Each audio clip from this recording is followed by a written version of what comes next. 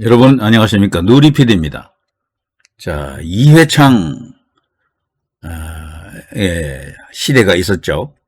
보수의 아이콘으로서 한때 압도적인 대세를 형성했던 인물인데요. 대통령이 되자고 하면 하늘이 도와야 된다는 말이 있습니다만 정말 단 1%가 모자랐어요. 두 분의 대선에서 떨어졌고요. 3선 도전에서도 꽤 많은 득표를 했었죠. 이명박 대통령이 당선될 때 그때 15%가 넘는 득표를 또 했습니다. 자, 우리 정치사에서 보수를 대표하는 인물 중에 한 명입니다. 대통령은 못 되었지만 그야말로 거대한 존재감, 이건 뭐 확실하죠. 거기에 더해 이 이회창을 이야기할 때요, 뚜렷한 국가관, 그리고 안보관, 정체성, 이런 것들은 거의 만점에 가깝다, 이런 평이 있습니다. 특히 우파 자유, 애국, 이 진영에서 볼 때 이제 그렇다, 이렇게 볼 수 있는데, 이 이회창에 대한 이야기가 이제 더는 이제 안 나오죠. 뉴스에서 언급도 안 됩니다만, 그렇지만, 이 계속해서 그 여운이랄까, 이런 것은 남아 있습니다. 박정희 대통령, 박근혜 대통령에 못지않는 큰 존재감을 갖고 있는 인물이다, 이렇게 볼 수 있겠죠.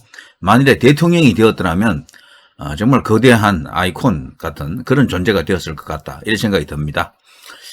자, 근데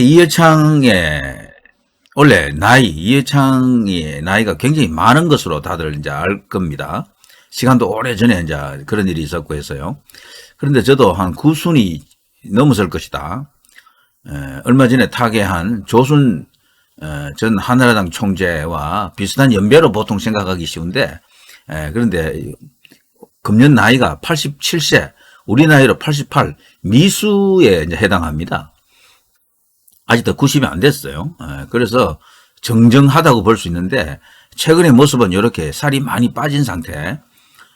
나이 들수록 이렇게 살이 빠지는 게 꼭 좋은 건 아니라고 합니다만, 다이어트를 한 듯한 이런 얼굴로 지금 나타나 있습니다. 이게 바로 최근 금년의 모습입니다.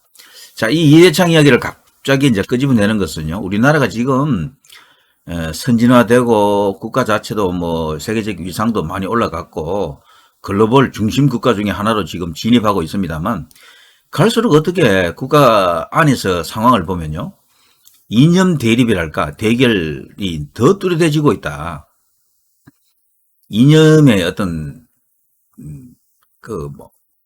이 대립 현상이 끝을 보기 위해서 이러는 것인지, 아니면 지금도 대립 상황이 더 이렇게 진해지고 있는 것인지 강해지고 있는 것인지를 이제 묻고 있습니다.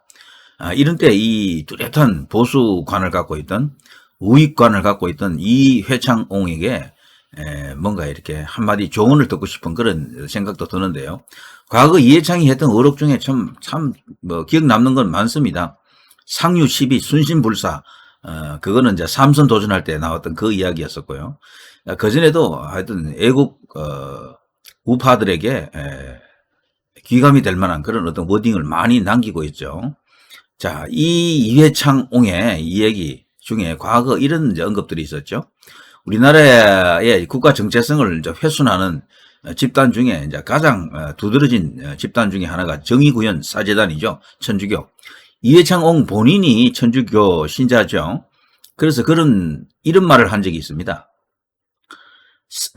특히 사제단의 골수 반공주의자 언급에 대해 적어도 대한민국 국민이라면 북한의 수령 독재 체제를 비판하는 것은 상식이라며, 자신들이 바로 골수 친북주의자들이라는 것을 드러내는 것 아닌가라고 정의구현 사제단을 아주 맹렬하게 공박했었죠. 이때가 이제 정치를 할 때인데요.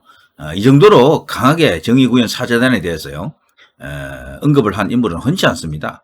그것도 거의 대통령급에 있는 인물이 이런 말을 한다는 게 쉽지 않죠. 자, 이회창은 당시 더 나아갔어요.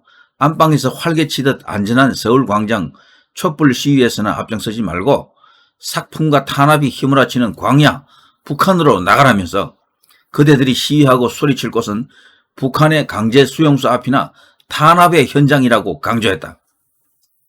그야말로 천주교 정의구현 사제단을 향한 직격탄입니다. 그 위선과 그 내로남불에 대한 아주 그야말로 돌직구죠. 자, 이해창, 그곳에서 교회의 수장을 성토하는 그 용기로, 이 당시에 김수환 추기경을 마구 그냥 공격을 했었죠. 이 정의구현 사재단이.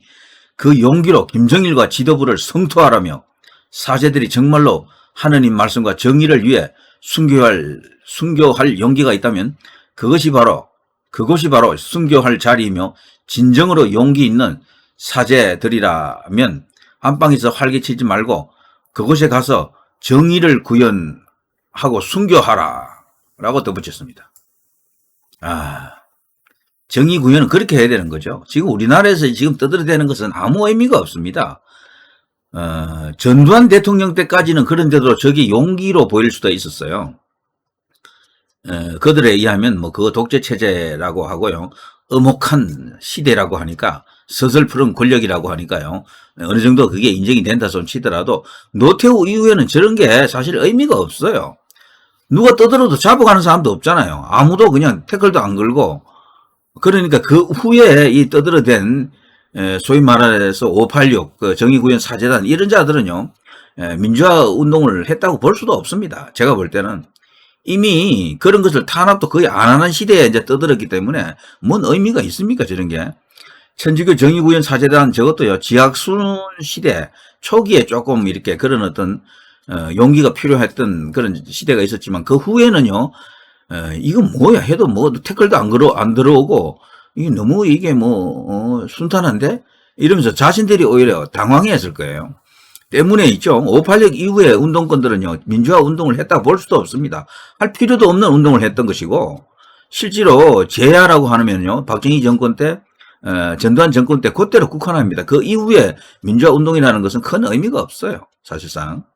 그런 점은 우리가 분명히 할 필요가 있습니다. 오히려 이 이해창 같이 저들을 향해서 돌직구를 던진, 이 핵직구를 던진 이런 워딩이야말로 정말 용기가 필요한 겁니다. 요즘은 좌익 공격하는 게 더 큰 용기가 필요해요. 우파적인 것, 이런 거 공격하는 건 아무것도 아닙니다. 누구도 그 시비 안 걸어요. 그래봐야. 뭐, 자신의 인신이 구속되거나, 뭐, 다칠, 뭐, 그런 염려가 전혀 없습니다. 너무나 과장된 신화죠, 저것들이. 그러니까 좌파 진영 안에서 만들어낸, 그, 일종의 과장, 조작인데요. 그런 것에 너무 현혹되어 있다, 우리 사회가. 이해창 옹을 보면서요. 그런 점을 다시금 또 깨닫게 됩니다. 저들에게 해줄 말은, 가라! 북한으로! 거기 가서 마음껏 떠들어라! 외쳐라! 정의 구현을 하라! 이렇게 지금 말하고 싶네요. 자, 누리PD였습니다. 여러분 대단히 감사하고요. 구독과 좋아요, 알람 설정을 부탁드립니다. 대단히 감사합니다.